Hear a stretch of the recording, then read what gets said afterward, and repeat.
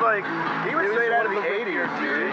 Yeah, he's been around since before this was this.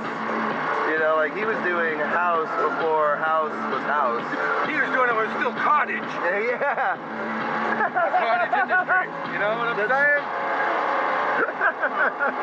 But he did like it, but so his show was fucking sweet though, because he basically took I know the 80s. Dude, my buddy is like DJ Magic like absolute Mix Master Mike. That's what it is. I was like, Magic Mike is not right. No, that's that fucking movie. I know. As soon as I saw it, like that's fucked up. Language. There might be kids around. Fuck! Watch your fucking language.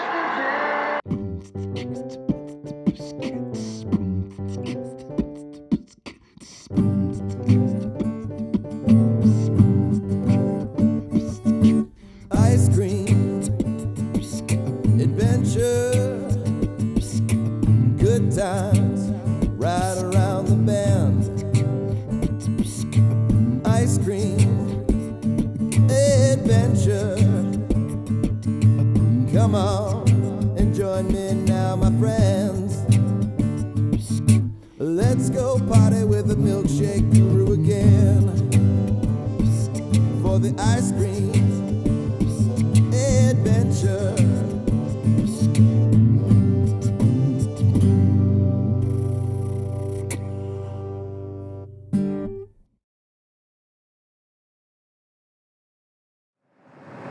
And you know, I'm not so much of a deadhead as people might assume, but I did the truck in shakedown treats because I thought it would be really cool. Because most of these hippie festivals, there's at least 30% of those people know who the Grateful Dead are. My first concert was the Grateful Dead. 14 years old, 1978. Didn't know who they were. I'm like, Grateful who? What? Who the hell is the Grateful Dead? He's like, Dan, it's $5. You'll have fun. Come with us. And this girl named Liz I kind of had a crush on was going. He told me that. Yeah, Liz is coming and so-and-so. I'm like, yeah, I'll go. $5. Why not? Augusta Civic Center. Kind of changed my outlook. And it wasn't so much the music, the tripping. It was the people, the community, the sheer love that people gave to each other willingly. And it wasn't fake. And it wasn't, they wanted anything in return. They wanted to be a family. And that's what I found. It was a family that went with the Dead from city to city to city.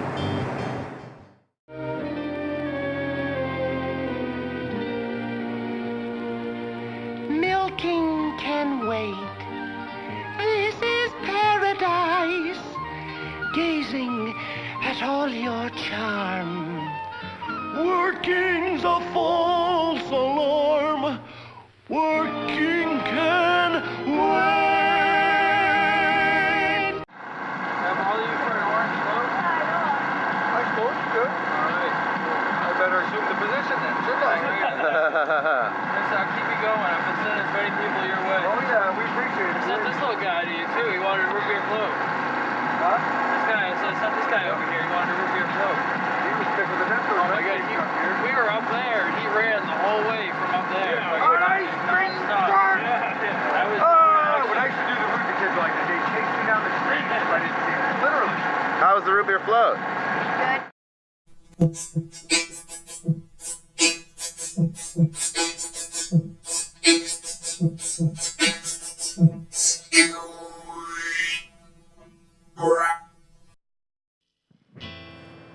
So, struggle was real. But as long as you realize it and keep on fighting, you can't go wrong. You can, but every wrong turn deserves a right one. Ain't that right, Jerry? Just ask Jerry about wrong turns. I would imagine his first choice to shoot heroin was probably where it all went wrong for old Jerry. Being in the party scene and having that kind of addiction tore the man apart. At the end, the last few shows, either it was Jerry was having a good night or Jerry was having a bad night. The whole show could be wonderful or it could be a fucking mess because he was a mess. But again, what I liked about the Dead was the parking lot crowd, the people that attended the Dead shows. I mean, of course, a lot of the music has meaning because it was my first concert, and a lot of parts of my life are brought back to me. I remember them from certain Dead songs, bring me to a certain period of my life, you know what I mean? I do believe I'm in Auburn, Maine right now, downtown. Probably went out of my way, but you know what? It's cool just to drive through in the truck, catch people looking. I should turn on the music. Hey, fellas, I'm gonna play circus with you.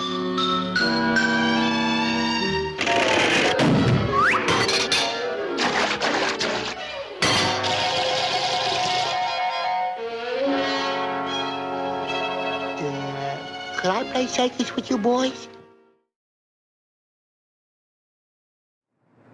Police station? Yay. That would be a good idea. Get them looking at the Dead truck going, what the hell are you, mister? Some kind of hippie? I'm like, officer, you say that like it's a bad thing. But yes, I am some kind of hippie. If you consider kind, peace-loving, anti-war, pot-smoking, non-violent, intelligent, conversational man a hippie, then yes, I am a hippie. A yippee, hippie, hippie.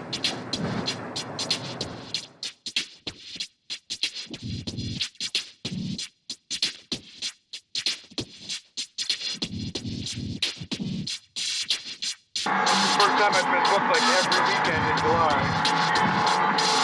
It's on now. It's on. As soon as I pulled my license in Portland, I got 9 shows. Including Bob Dylan. This truck is just sitting at Bob Dylan's truck. We're gonna make him a milkshake. The Dylan.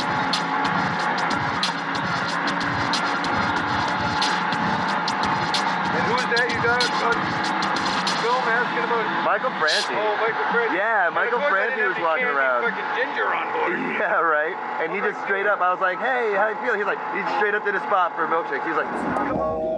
That's what I do. I hope you don't mind. We're here with Shakedown Guru, here with Michael Franti. We're just talking about a Michael Franti shake, and I said that I love ginger ice cream. So if it had like a little ginger candy and vanilla ice cream and chocolate together, that would be my. That would be the Franti. That'd be the Franti peach shake. Yeah. I like it. Next year. Yeah, next year for sure.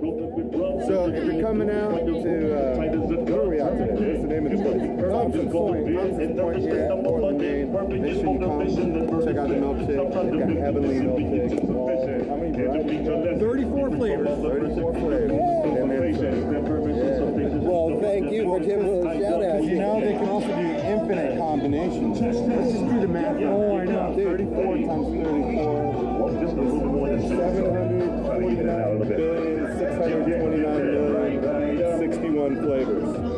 It's a multiverse of milkshakes, man. Give me some Kahlua, some Baileys, and some amaretto. Trillions and trillions served. Awesome to meet you, man. Cool, hey, thank you. Cool. For fucking going from like, for just walking over and being like, hey, how you doing? And seeing the camera, I was like, fucking hey, that was easy. Yeah, you knew what he was doing. Yeah. He was helping us. By accident. Blowing smoke all the way up there. It stopped smoking when I ran out of oil, though. Yeah. Go figure. I guess the good thing is I didn't damage it so bad I can't drive it. Yeah. Then you'd be fucked. New motor at that end, a new frickin' stator on that end, I'd be like, this is it, game over. But we can limp to a couple more shows. I'll drop another 350 in there. Bam, they're everywhere. Yeah. 350 Chevy motor anyway. Oh, thank you, sir.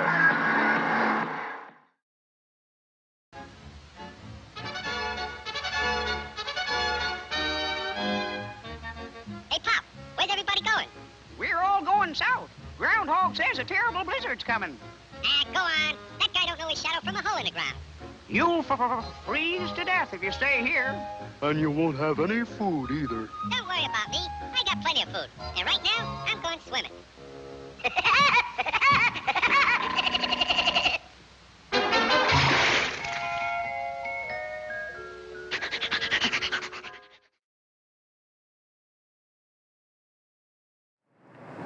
got out of prison, I had to spend one night before I flew down to Florida to join my family. My mother, my grandmother, my brothers. It was a whole different world in Florida on the beach in Clearwater as it was to a prison cell in New Hampshire State Prison. Completely different. And, you know, being insecure and young, 21 years old, and 3 years in prison without even kissing a girl, I was destined to marry the first pretty woman that said yes to me. Unfortunately, it wasn't a good idea. Wasted a good 15 years of my life trying to fix her problems while dealing with my problems, which led to drug problems and more trouble. Ended up in trouble down there a few times, and was facing a 2-year prison sentence in Florida State Prison. Was also on bail in Fayetteville, North Carolina for possession with intent to deliver hash. So when my cousin called and said he was going back to the Philippines and maybe I would rather do that than go to prison in Florida, I thought, you know what? I think that's a good idea. I don't want to go to prison. Not in Florida. So I left. I jumped on a plane with him in LA and made it as far as Hong Kong.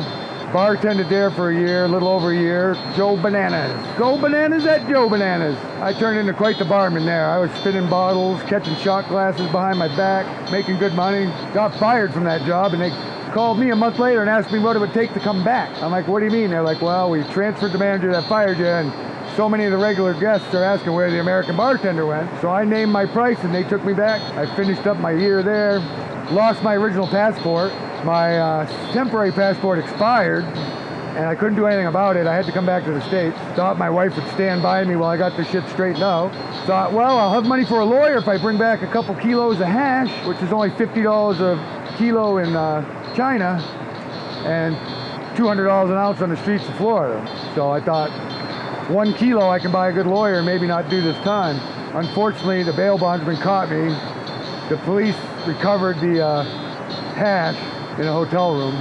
So I had to face the original charges and a new charge of possession. But they ran it all concurrent. I got a 2-year Florida bit, did 17 months. Said, that's the last of it. I'm not going to prison ever again, I said to myself.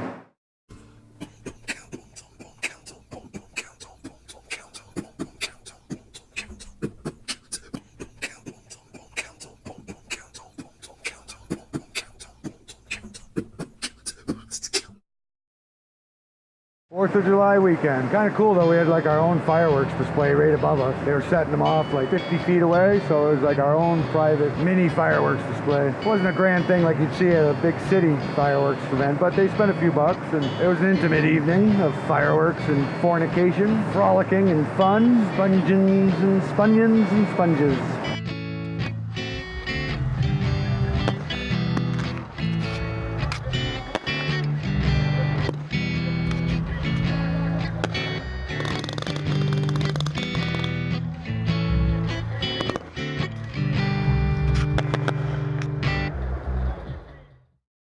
Got a good night's sleep last night. Actually coming home from a festival with some rest under my belt. Thanks to cameraman Pete for giving me a pole for my tent and filling my air mattress. All I had to do was fall on it and crash out for a while. Some ecstasy dreams, you know, the big E.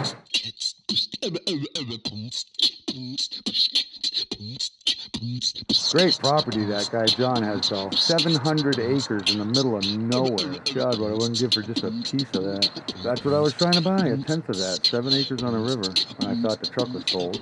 But in my honest opinion, it was just a fucking IRS trying to fucking get me. Trying to make me fucking commit tax fraud. Unfortunately, that's the kind of shit that happens these days. Can't get him on something, fucking create something. He's not getting in trouble anymore, make some trouble.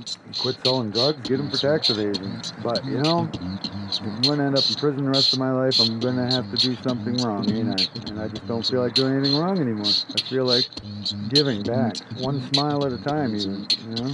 Some freaking tweaker kid's only got $1 and really needs an ice cream, you know? Why wouldn't you? Make his whole day. Make his whole festival.